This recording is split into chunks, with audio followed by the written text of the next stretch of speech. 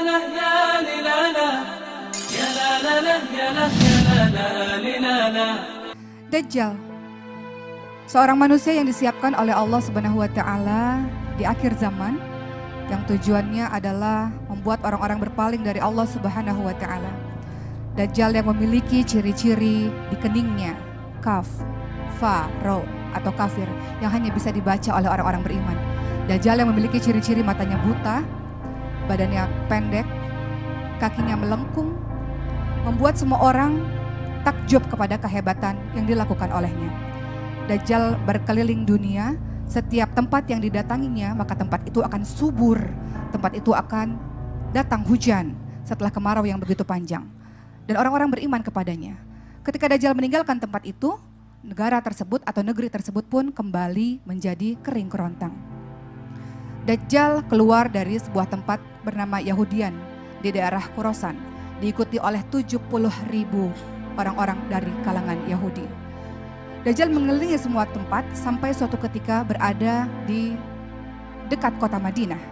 Dajjal tidak bisa memasuki Madinah dan Mekah karena di pintu gerbang kedua kota suci tersebut terdapat malaikat-malaikat yang memegang pedang yang siap untuk menghunusnya. Maka Dajjal pun pada akhirnya pergi ke sebuah tempat yang sangat tinggi, ke gunung yang sangat tinggi, dan berkata kepada para pengikutnya, kalian lihat ada istana putih di sebelah sana? Itu adalah istananya Muhammad dan aku tidak pernah bisa memasukinya, kata Dajjal. Dajjal pun menghentakkan kakinya 3 kali sehingga pada saat itu Madinah terjadi gempa yang amat dahsyat. Semua orang panik, semua orang lari ketakutan, dan orang-orang kafir serta orang-orang munafik keluar dari Madinah untuk mengikuti Dajjal. Tersisalah orang-orang beriman yang berada di Madinah. Madinah bersih dari orang-orang kafir, Madinah bersih dari orang-orang munafik. Suatu ketika ada seorang pemuda keluar dari kota Madinah.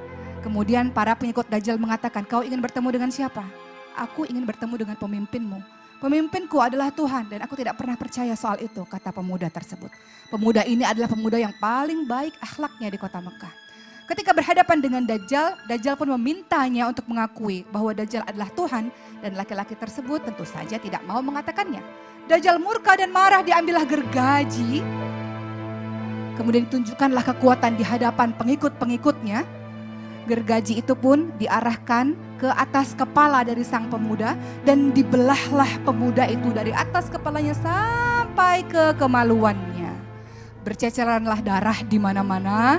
Semua pengikut yang merasa ketakutan dan merasa sangat takjub dengan kehebatan dari Tuhannya, yaitu Dajjal.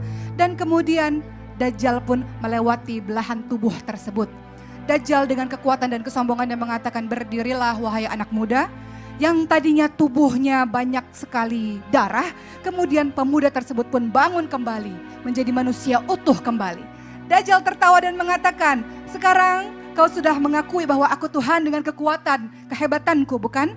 Apa yang dikatakan oleh pemuda tersebut, sekarang aku makin yakin bahwa apa yang ada di hadapanku adalah Dajjal, kata sang pemuda tersebut. Tentu saja Dajjal semakin murka dan hendak menyembelihnya. Ketika Dajjal hendak menyembelihnya dan hendak membunuhnya, Allah menyelamatkannya. Dajjal tidak bisa melakukannya. Selanjutnya Dajjal melempar pemuda tersebut, diangkatnya kaki dan tangannya dilemparkan ke neraka yang sesungguhnya Allah menyelamatkan pemuda tersebut, dimasukkan ke dalam syurganya Allah. Fitnah Dajjal begitu besar. Bahkan Rasulullah SAW mewanti-wanti ketika bertemu dengan Dajjal, menghindar. Jangan pernah sekali-kali engkau melawan Dajjal karena engkau tidak sanggup melawan Dajjal. Dajjal pada akhirnya terbunuh nanti di tangan Nabi Isa alaihi salam. Sebenarnya Dajjal ketika melihat Nabi Isa alaihissalam meleleh tubuhnya seperti garam yang terendam di dalam air. Namun Allah mentakdirkan agar Nabi Isa alaihissalam lewat tangannya sendiri membunuh Dajjal.